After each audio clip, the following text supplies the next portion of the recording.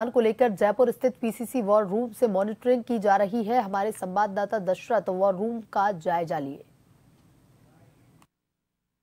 अगर कांग्रेस के लिहाज से अगर बात करें तो 7 सीटों पर जो बाई इलेक्शन हो रहा है उसमें 4 सीटें कांग्रेस के खाते में थी जब 2023 का इलेक्शन हुआ था। इन 4 सीटों को बचाने की चुनौती कांग्रेस के समक्ष है और इसी के मद्देनजर कांग्रेस का जो कंट्रोल रूम है वो लगातार रन कर रहा है। मैं आपको तस्वीरें दिखाना चाहूंगा। पीसीसी मुख्यालय का ये कंट्रोल रूम है जहां के कांग्रेस के जो सीनियर नेता है, चाहे संगठन महासचिव ललित तुनवाल की बात करें या कंट्रोल रूम प्रभारी मुमताज मसीह साहब की बात करें, दोनों की अगुवाई में लगातार सुबह से 7 बजे जब से पोलिंग शुरू हुई तब से कंट्रोल रूम यहां रन कर रहा है।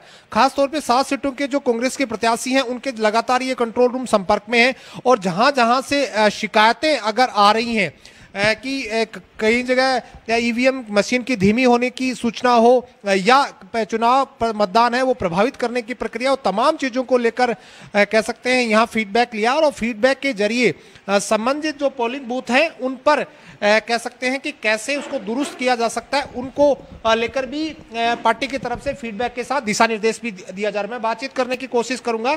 हमारे साथ संगठन महासचिव जुड़ गए। तुनवाल साहब, लगातार पोलिंग जारी है, 4 सीटें बचाने की चुनौती के साथ ही 7 सीटों पर इलेक्शन हो रहा है। किस तरह का फीडबैक कंट्रोल रूम को मिल रहा है? देखिए, निश्चित रूप से भारतीय जनता पार्टी के 11 माह के विफल कार्यकाल के बाद में जनता अपना मन बना चुकी है और हम पूरी तरह आशान्वित है। लेकिन आज जिस तरह से हमारे पास में 7 विधानसभा के उपचुनाव की जो हमारे पास रिपोर्टें आ रही है उसके अंदर सरकारी कर्मचारियों द्वारा प्रभावित करने के कई जगह से हमारे पास शिकायतें आई है। उसके साथ में नरेगा के जो कर्मचारी है उनको भी प्रलोभन या उनके ऊपर दबाव बनाकर उनको प्रभावित करके चुनाव के अंदर जो है उनका उपयोग करने की भी बातें हमारे सामने आ रही है। इस तरह से कई सारी शिकायतें हमारे पास में 7 विधानसभा से आ रही है। कई जगह छुटपुट मारपीट की घटनाएं हैं वो हुई है मतदान को प्रभावित करने की। तो भारतीय जनता पार्टी अब बौखला कर जो है कि इस तरह के हथकंडों पर उतर आई है, लेकिन हम समझते हैं जनता पूरी तरह से मन बना चुकी है और 7 सीटों पर कांग्रेस बहुमत से आ रही है। मसीह साहब हमारे साथ जुड़े। सर, एक खींवसर से भी फीडबैक आ रहा है कि आपकी प्रत्याशी रतन चौधरी की गाड़ी को रोका गया, किस तरह का फीडबैक है या मशीनों को लेकर किस तरह का फीडबैक आ रहा है, उनको दुरुस्त करने के लिए क्या कार्रवाई की जा रही कंट्रोल रूम की तरफ? देखिए, कई जगह ऐसा हमारे को शिकायतें मिल रही हैं कि वहाँ पर कुछ मशीनों के अंदर गड़बड़ी की शिकायत मिली है। गड़बड़ी से मतलब कि मशीनों को रोका गया है कि उसके अंदर कुछ गड़बड़ी थी।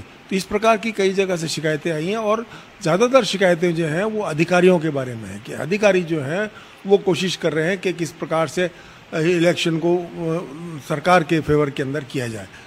और दूसरी जगह कुछ जगह पर ऐसी शिकायतें भी आई हैं कि कुछ लोग जो हैं वो ज़बरदस्ती वहाँ पर वोट डालने की कोशिश कर रहे थे लेकिन उनको वहाँ से हटाया गया और अब ऐसी कोई ज़्यादा शिकायत, ऐसी बड़ी कोई शिकायत कहीं से भी कोई नहीं आई अभी तक। तुनवाल साहब, आपके पास जो शिकायतें आई फर्जी मतदान या कह सकते हैं सरकारी कार्मिकों की बात कर रहे हैं, उसको लेकर आपने निर्वाचन आयोग से शिकायत की या पुलिस प्रशासन, किस तरह की आपने जो शिकायतें आई निस्तारण के लिए किस तरह के निर्देश दिए? तरह से हमारे पास में बूथ लेवल से जो ये जानकारियां आ रही है, हम कैंडिडेट को वहां पर जो है उसके बारे में सूचना दे रहे हैं, हम कम्युनिकेट कर रहे हैं और अगर जरूरत पड़ेगी तो हम इलेक्शन कमीशन से भी इनकी शिकायतें करेंगे। अभी हमारे पास में जो शिकायतें आ रही है हम वहाँ स्थानीय स्तर पर अधिकारियों से बातचीत करके और ये हम समन्वय करने की कोशिश कर रहे हैं। कांग्रेस कंट्रोल रूम के माध्यम से कांग्रेस लगातार ये कोशिश कर रही है, चाहे खींवसर की बात करें, रामगढ़ की बात करें, 84 की या दौसा कोई भी सीट की बात करें, लगातार जो शिकायतें आ रही है कांग्रेस ने आरोप भी लगाया है कि सरकार के स्तर पर सरकारी जो कार्मिक हैं उनके जरिए कहीं ना कहीं वोटिंग को प्रभावित करने की कोशिश की जा रही है और कांग्रेस लगातार इस मुद्दे को उठा रही है और इनका कहना है कि बूथ लेवल तक हमारे जो कार्यकर्ता हैं उनको एक्टिव रहने के लिए कहा गया है। साथ ही जिला प्रशासन भी रिक्वेस्ट की गई है कि एक पीसफुल तरीके से मतदान कैसे संपन्न हो उसको लेकर यहां पर दिशा निर्देश दिए जा रहे हैं और इस कंट्रोल रूम से लगातार PCC chief Govind Dotasra feedback ले रहे हैं और फीडबैक के माध्यम से अगर कोई बड़ी शिकायत है तो उसको कैसे दुरुस्त किया जाता है उसके बारे में भी मशक्कत की जा रही है।